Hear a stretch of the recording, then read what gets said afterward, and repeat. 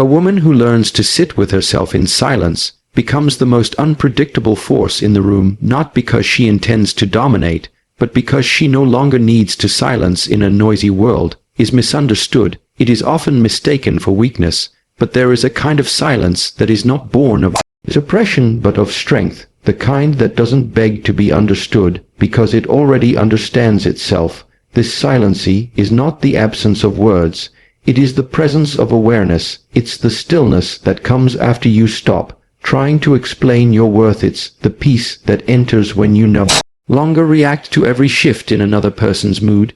It is the clarity that rises when your emotions are no longer dictated by what someone did or didn't say. Most women are trained to overexpress, to overexplain, to always give context to their boundaries until they realize that silence itself is the boundary. When a woman turns inward, not out of fear but out of choice, she activates a deeper form of respect. People feel it. They may not be able to name it, but they sense it.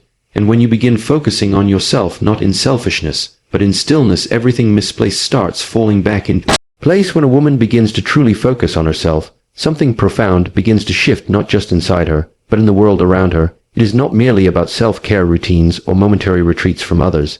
It is a deeper awakening, a quiet decision to stop pouring energy into places that no longer give back, to reclaim attention from everything external and redirect it inward. That shift, though subtle at first, transforms everything. It begins with a question: where is my energy going? In a world that constantly demands a woman's attention, her nurturing, her care, her explanations, her compromise, it becomes easy to forget that energy is not limitless. Attention is currency, and the way you spend it determines the quality of your emotional life. The more you give away without intention, the less you have for yourself. But the moment a woman begins to observe rather than react, to choose herself rather than chase others, she starts to experience a different kind of power, a power that doesn't come from trying to control others, but from mastering her inner space. Neuroscience has long confirmed this truth. What you focus on grows. This is called the Hebbian principle. Neurons that fire together wire together. When your mind is always busy trying to fix people, explain yourself, predict outcomes, or worry about how you're perceived, it strengthens patterns of anxiety and over-responsibility. But when you begin to bring your attention back to yourself, your breath, your thoughts, your values, your stillness, you start rewiring your brain for clarity, peace, and purpose. Take the story of Mina, a woman in her late 50s, who had spent most of her adult life adjusting herself around others as a mother, a wife, and later as a caretaker for aging parents. She learned to anticipate needs before they were spoken, but after her children moved out and her caregiving roles ended, she was left with silence. At first, it was terrifying. The noise of other people's needs had been her compass for so long that she didn't know how to navigate without it. But slowly she began to ask, what do I feel when no one is watching? What do I want when I'm not needed? She started small morning walks without her phone, journaling without editing herself, saying no without guilt. And as her attention returned to herself, something powerful emerged. She no longer felt pulled in 20 directions. Her conversations became more intentional. She no longer responded to emotional manipulation with explanations, just calm silence. And to her surprise, people began to treat her differently, not because she demanded respect, but because she radiated it from within. Focusing on yourself is not abandonment of others, it is anchoring within yourself so you don't get lost in others. You begin to recognize your patterns, where you overextend, where you seek validation, where you betray your intuition to keep the peace. And each time you notice, you interrupt the automatic cycle. That moment of noticing is power. It's awareness becoming action. There is a sacred discipline in remembering yourself before you remember others. It requires asking before every yes, whether it's rooted in fear or integrity. It means pausing before reacting to ask, is this worth my energy? Does this reflect who I am becoming? It's not easy, especially for women who have been conditioned to associate worth with service, silence with weakness, and boundaries with rejection. But in truth, the opposite is real. The woman who focuses on herself is not selfish, she is self-aware, and self-awareness is the foundation of every healthy relationship. Without it, we end up performing roles instead of being present. We absorb moods, mirror dysfunctions, and confuse emotional over-availability with love. But when we are centered within, we can discern between what belongs to us and what doesn't. We no longer take things personally We stop rescuing people from lessons they are meant to learn. One of the most misunderstood aspects of this journey is the practice of silence, not the silence of avoidance or passive aggression, but the silence of presence, a deliberate, grounded quiet that listens more than it speaks, that observes without rushing to intervene, that chooses stillness over unnecessary reaction. In this kind of silence, a woman becomes untouchable, not because she's withdrawn, but because she's anchored. There is something deeply powerful about a woman who does not rush to fill the silence in an argument. She does not need to be louder to be heard in relationships. She does not over-explain to earn space. Her calm becomes her clarity, and her silence becomes her boundary. Silence offers something no amount of speaking can provide. Perspective from a physiological standpoint.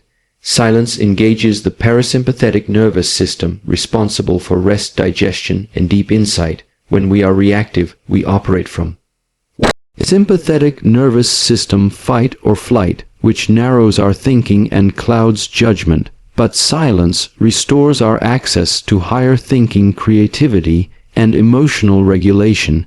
It gives us space to see things for what they are, not what we fear they might be. Jasmine, a mid-career professional in her 40s, discovered this the hard way. She was used to defending herself in every conversation, trying to be understood by people who had already made up their minds. Every time someone questioned her intentions or minimized her emotions, she would jump in with explanations, justifications, or arguments. It drained her until one day, during a heated moment with her partner, she paused. She said nothing, not out of resignation, but out of awareness. She realized in that instant that her peace was not up for negotiation. The silence that followed was more powerful than any point she could have made. It unsettled him, not because she was trying to hurt him, but because for the first time she didn't make herself emotionally available for conflict. She remained present, steady and calm. That moment changed the dynamic of their relationship, not overnight, but permanently. He began to listen. She began to feel hurt, not because he changed, but because she did. We often believe that we must speak more to be seen, but sometimes it is in speaking less that we become visible. Silence is not the absence of voice. It is the presence of strength. It communicates what words often cannot, that you are no longer afraid to be misunderstood, that you no longer fear disconnection, because you are deeply connected within, that your worth is not tied to being agreeable, but to being authentic. There is a deep wisdom in knowing when to speak, and when to stay silent, not from fear, but from freedom, not from suppression, but from sovereignty. When you no longer use words to seek control, you allow life to reveal its truths. People expose themselves in your silence. Their intentions surface. Their values become visible. You no longer have to investigate or argue, you just observe. And from that place of inner stillness, you make clearer decisions in relationships. This is especially powerful when a woman focuses on herself and practices the discipline of silence. She begins to see dynamics that were once invisible to her. She notices how some people only connect through chaos, how others expect emotional labor without offering it in return, how some conversations are not exchanges but power struggles in disguise. And most importantly, she sees her part in it, not to blame, but to reclaim responsibility. Every moment of silence becomes a mirror, and what you see in that mirror is not always comfortable. You might notice patterns of over-explaining, chasing closure, or giving second chances out of loneliness. But in seeing them clearly, you stop being ruled by them. You begin to act rather than react, and that alone changes everything. This journey does not require you to isolate yourself, but it does ask you to stop abandoning yourself. It invites you to slow down long enough to ask, who am I without the noise? What do I value when I'm not performing? What emotions arise when I'm not distracted? Silence creates space for these questions. It reveals the internal architecture of your life, the values, beliefs, and wounds that shape your relationships. And once seen, they can be healed, rewritten, aligned. One of the most important realizations a woman can have is this: not everything requires your energy. Not every message needs a response. Not every misunderstanding needs clarification. Not every question deserves an answer. The moment you realize that your presence is enough, you begin to conserve your energy for what truly matters. This kind of self-focus is not a destination, it's a daily Practice a return again and again to the present moment, to the breath, to the truth, that you don't have to chase what aligns with you, you attract it by being aligned. And so the silence continues not as an escape from the world, but as a deeper way of engaging with it, with clarity, with discernment. With grace, a woman who focuses on herself and stays silent does not disappear. She becomes more visible than ever, not in noise, but in essence, and the world cannot help but rearrange around her. A woman who learns to master her emotions is not just in control, she is free from the chains of overreaction, free from the cycles of regret, and free from the grip of patterns that once dictated her responses. Emotional sovereignty is not about being unfailing, it's about not being owned by every passing feeling. It's knowing that you can feel deeply and still respond wisely, you can be hurt and still act from alignment, you can feel love, grief, anger, confusion, and still remain grounded in your values. Many people believe emotions are either something to be expressed impulsively or something to be suppressed entirely, but both extremes lead to inner imbalance. One makes you a slave to your reactions, the other disconnects you from yourself. True emotional power lies in the space between impulse and stillness. It is the cultivated ability to feel everything and yet not be consumed by anything. There is a teaching from ancient Eastern traditions that says control your breath, and you control your life. And indeed, modern neuroscience agrees. When a woman pauses and breathes consciously before responding to provocation, her brain shifts from the amygdala, where emotional reactivity is born, to the prefrontal cortex, where logic, reflection, and wisdom reside. This is not just spiritual advice, it is biological reality. Consider the story of Ea, a woman who for years was known for her fire. When someone crossed a line, she met them with intensity. Her voice rose, her heart raced. She fought back with words, proving her intelligence, her sharpness, her refusal to be disrespected. But each time, even when she won the argument, she walked away feeling drained. She realized that her reactions, while justified, were costing her more than the original offense, her peace, her power, her clarity. One day, during a tense conversation with a colleague who had undermined her work in a meeting, she felt the familiar heat rising, the urge to respond immediately, to defend, to correct. But something in her shifted. She inhaled slowly, and instead of reacting, she simply paused, looked at him, said nothing. That pause, just a few seconds, wasn't empty. It was full of restraint, full of grounded energy, full of quiet power. In that pause, she realized something. The need to prove yourself is often born from the fear of being unseen. But when you know your worth, you no longer perform it for others, you hold it quietly, and the world learns to feel it without being told. The pause gave her time to assess, was this worth her emotional investment? Did this person truly have the power to define her value? You know, she answered him with calm, clear boundaries, not from fire, but from foundation. And the result? He backed down, not because she was aggressive, but because she was anchored. She had stepped into emotional sovereignty. To be emotionally sovereign means your inner state is no longer at the mercy of other people's moods, decisions, or expectations. You stop outsourcing your peace. You stop being available to every emotional tug of war. You don't become cold, you become clear, and this clarity protects you from the trap of reaction. Every time you react without reflection, you give your power away. You let someone else set the rhythm of your nervous system. But when you pause, when you breathe, when you choose instead of react, you reclaim authorship over your inner world.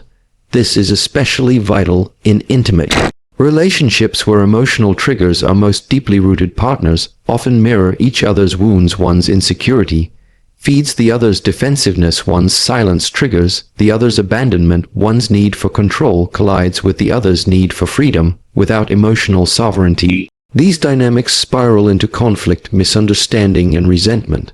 But with awareness, they become portals for growth. Sophia, a woman in her late 30s, once described how every argument with her partner would end in her crying, shouting, or walking away in anger.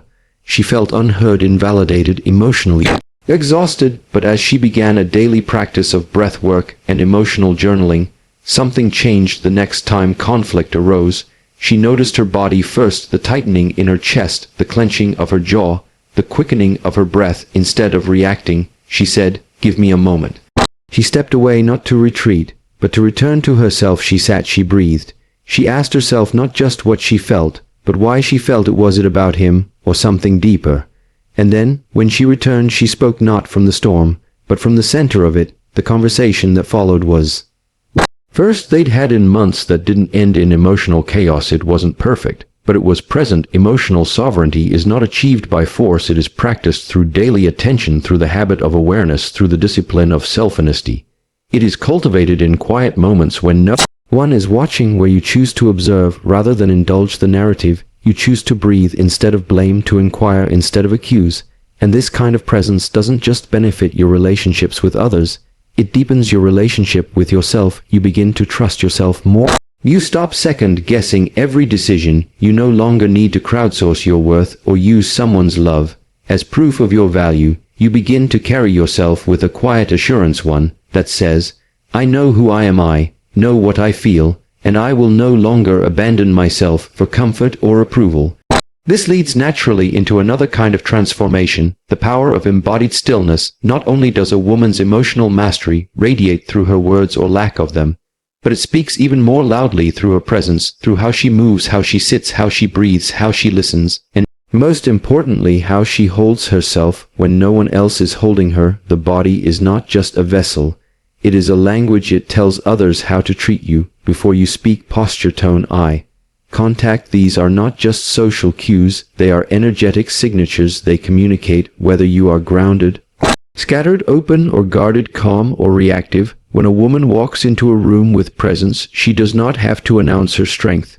It is felt. It is not the presence that demands attention, it is the presence that holds attention. This doesn't come from performing confidence, it comes from cultivating inner alignment. Imagine Maya, a soft-spoken woman who was often overlooked at work meetings. Her ideas were good, but she presented them hesitantly, eyes down, voice low, shoulders slightly hunched. She didn't realize her body was communicating doubt, even when her words were clear. After attending a somatic awareness workshop, she began to practice a new habit each morning, standing barefoot for 5 minutes, breathing deeply, rolling her shoulders back, grounding her feet into the earth. Over weeks, something shifted. She wasn't trying to be someone else, she was returning to herself, inhabiting her body fully. Her voice became steadier, her presence expanded. The next time she spoke in a meeting, people listened not because she shouted, but because she spoke from her center, and her body confirmed what her words said. I believe in what I'm saying, and so others believed her too. This is the unseen power of embodied stillness. You don't have to yell to be heard, you don't have to push to be taken seriously. You have to be aligned internally and externally. Breath work, posture, stillness, these are not just wellness trends, they are foundational practices for women who want to move through life with clarity and respect. The breath, especially, is a tool often overlooked. It is the bridge between mind and body, between thought and action, between reaction and response in moments of emotional intensity. One deep, intentional breath can change the entire trajectory of a conversation. The practice of conscious breathing rewires the body's stress response. It tells your nervous system, I am safe, I am here, I can respond with wisdom. Over time, this rewiring becomes your default. You are no longer pulled by the chaos outside you. You move from center, and that center becomes your compass, especially when others try to pull you into storms. You didn't create. Embodied stillness also teaches you patience in a world of urgency. A woman who moves slowly, who responds after reflection, who doesn't rush to fix or explain, becomes a mystery, not because she hides herself, but because she reveals only what is aligned. Her yes is clear, her no is unwavering, her time is sacred. This kind of presence doesn't push away others, it invites truth. It creates a relational field where only authenticity can survive. People can feel when you are present, not just physically, but energetically. They feel safer around you, not because you cater to them, but because you are not at war with yourself, and this in turn creates emotional safety in relationships. When your presence is grounded, your partner no longer feels the pressure to guess your mood, manage your triggers, or decode your reactions. You create a space of emotional predictability, not by being passive, but by being internally consistent. Children too sense this. A mother who is emotionally sovereign and embodied teaches not by her words, but by her way of being. She models what it means to be present in discomfort, to pause in conflict, to breathe through overwhelm.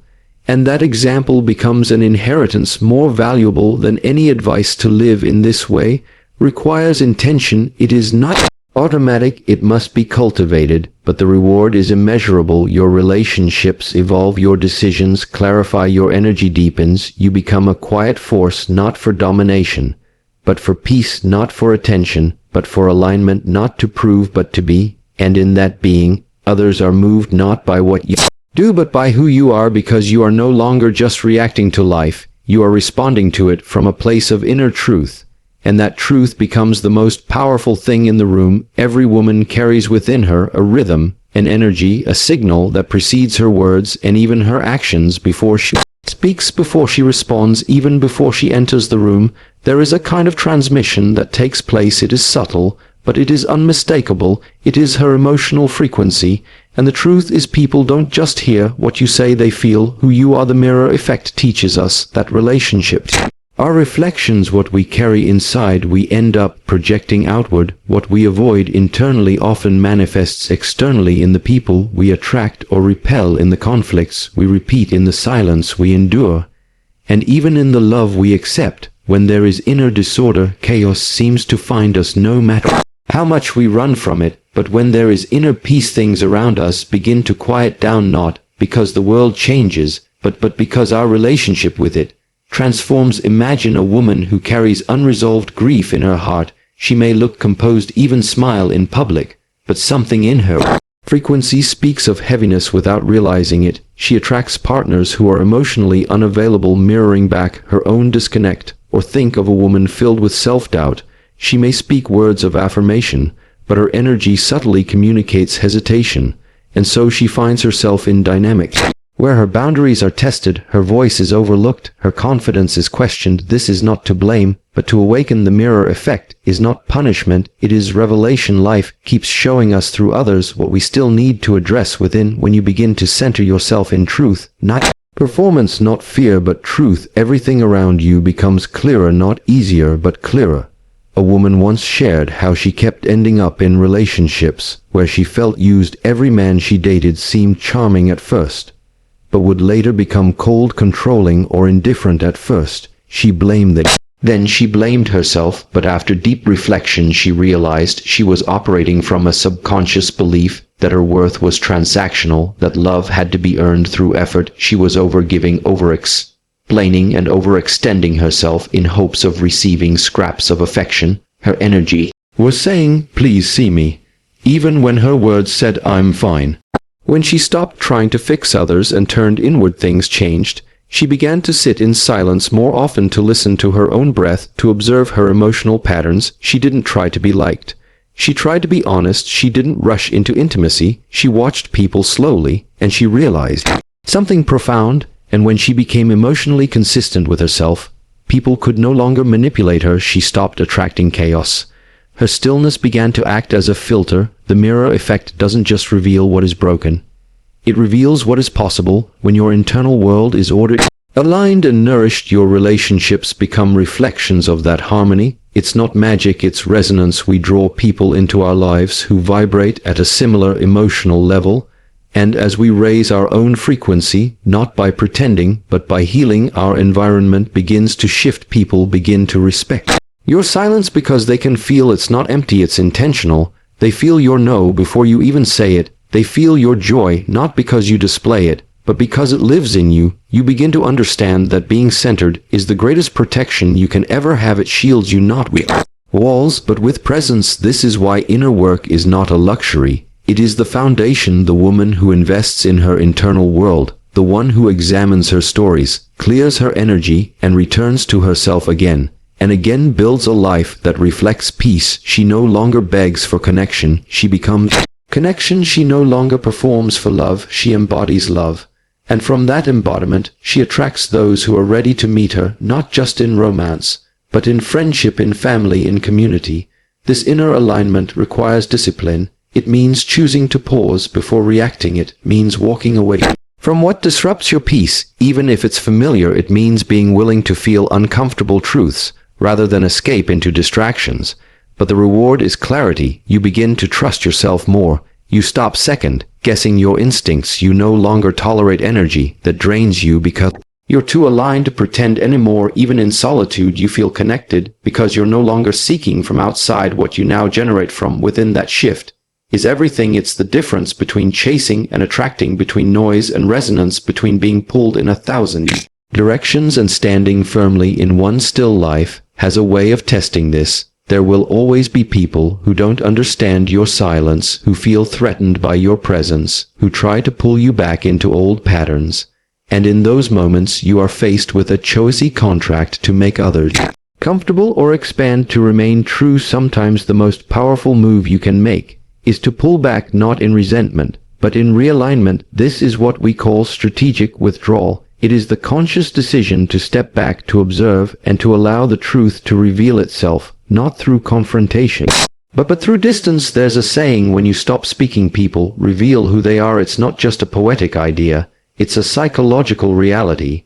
When you stop feeding a dynamic, you expose its core. When you stop explaining yourself, you discover who truly seeks to understand you. When you stop initiating, you find out who values connection enough to reach for you. Distance has a language, and silence has its own kind of clarity. Strategic withdrawal is not about ghosting or playing games. It is about reclaiming your emotional energy from places where it is being wasted. It is about giving yourself space to see things as they are, not as you wish them to be. Often we stay too long in situations because we are addicted to potential. We see what someone's could be, and we ignore what they are. But potential is not a promise, and silence allows us to stop projecting and start perceiving. A mirror. A woman who had been in an on again, off again relationship for years finally chose silence, not out of bitterness, but out of wisdom. She had tried everything: talks, letters, counseling, compromise. But the cycle continued. Each time she explained her needs, they were acknowledged, but never respected. So one day she stopped explaining. She didn't threaten, she didn't argue, she just became quiet. That silence became her boundary. And in that space, she could finally hear her own voice again, not the anxious voice that said make it work, but the deeper voice that said let it go. Within weeks, the truth of the relationship became undeniable, not because he changed, but because she did. And from that clarity she found peace. Withdrawal is not weakness, it is wisdom. It allows energy to recalibrate. It reveals who is willing to meet you where you are. It filters out the noise so you can hear your intuition. And perhaps most importantly, it teaches you that you are not responsible for carrying relationships alone. A woman who knows when to withdraw is a woman who knows her worth. She is not afraid of being alone because she is not lonely in herself. She doesn't fear silence because silence is where she hears her truth most clearly. She doesn't chase answers because she knows the right questions will always bring the answers in time. There's a powerful shift that happens when you stop trying to force outcomes. You begin to trust the unfolding. You begin to notice how much energy you used to waste trying to make others see, make them care, make them stay. And in letting go, you reclaim all that energy for your own growth, for your own healing, for your own joy. Some people will call this selfish. Let them, because they've never tasted the kind of self-respect that comes from refusing to betray yourself. Others may call you distant, but what they're really feeling is your energetic boundary, the space you now protect like sacred ground. When you withdraw, not as punishment, but as protection, you allow space for clarity to breathe, and clarity is what guides wise action. It tells you when to stay, when to go, when to speak, and when to let silence do the talking. It teaches you that your presence is not something to offer lightly. It is a gift, a sacred force, and it must be given where it is valued. The woman who practices strategic withdrawal becomes magnetic, not because she's mysterious, but because she's whole. People are drawn to her stillness, her integrity, her strength, but not everyone will be ready for it. And that's okay, because she no longer lives to be understood by everyone. She lives to be true to herself. And from that truth, everything else begins to align. Not always immediately, not always without challenge, but always with purpose, because life supports those who walk in alignment. It clears paths for the woman who is brave enough to walk alone when needed, and wise enough to know when to return. This is the silent wisdom that speaks louder than noise, the quiet presence that echoes louder than performance, and the calm that once chosen never truly leaves you again. When a woman chooses to focus on herself and embraces silence not as absence, But as intention, her life begins to shift in profound ways, not because she forces change, but because she becomes change. She no longer reacts from old wounds, but responds from inner wisdom. She doesn't beg to be heard. Her stillness speaks for her. She no longer pours into what depletes her. She reserves her energy for what aligns with her growth, her peace, and her truth. This journey is not loud. It is not dramatic. It is quiet, steady, and powerful. She learns to see beyond appearances, to feel the energy behind words, and to walk away from noise disguised as love. Her presence becomes her statement. Her boundaries become her protection. Her silence becomes her filter. And slowly the world around her begins to mirror the world within her. Relationships become more respectful. Opportunities arise without chasing. Clarity replaces confusion, not because she fixed everything around her, but because she mastered what was within her. The woman who learns to be still, to be present, to be centered in her own truth. She is no longer available for anything less than what she deserves. In her silence, everything unnecessary falls away, and in that space, everything meaningful finds its way.